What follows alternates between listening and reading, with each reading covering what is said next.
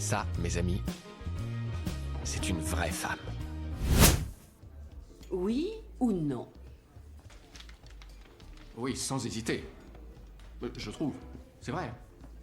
Superbe. Vous n'êtes pas d'accord, monsieur? Je vous ai demandé d'attendre à la voiture, il me semble, non? J'ai pensé que je devais aider madame à porter ses paquets. Alors c'est vrai, c'est oui? C'est vrai, oui. Avec une petite... Vous permettez? Je permets. Retouche.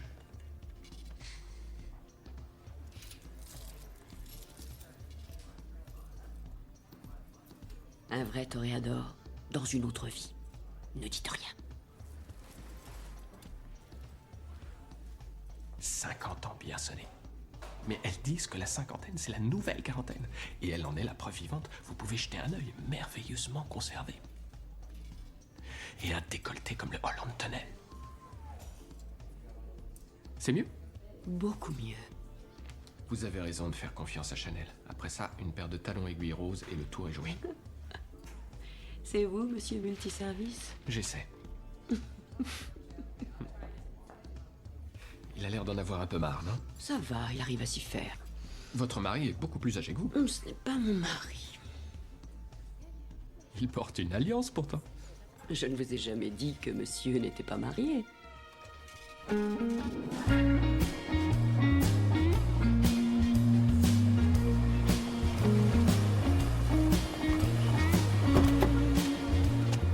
Sortez les affaires du coffre. D'accord. Merci.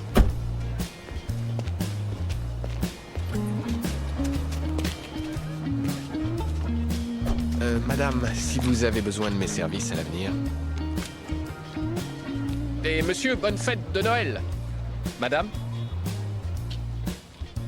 Ça, mes amis, c'est une vraie femme. Intelligente, sexy et... Vous avez vu le flirt qui se prépare, là? Hein? Ça me fait penser que...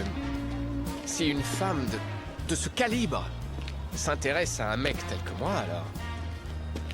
c'est peut-être moi. Ouais, c'est peut-être moi qui me vois à un niveau bien en dessous. Et en l'espace d'un éclair, j'ai pris une résolution pour cette nouvelle année. Visez plus haut.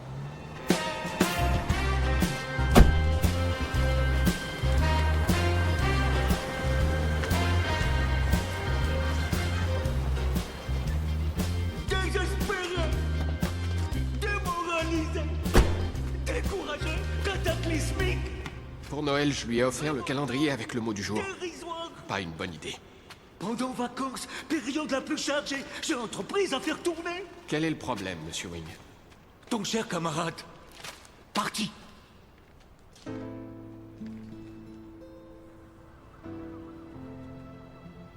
Dans la lettre que Marlon m'avait laissée, il m'appelait son meilleur ami.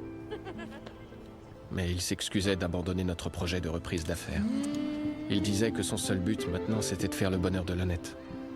Ils avaient décidé sur l'impulsion du moment d'aller s'installer dans le centre de l'État. Et il ajoutait que je serais toujours le bienvenu. D'une certaine façon, l'honnête avait convaincu Marlon que des adieux seraient trop douloureux. Et pour ne rien arranger, tout ça m'est tombé dessus pile le deuxième soir le plus triste de l'année.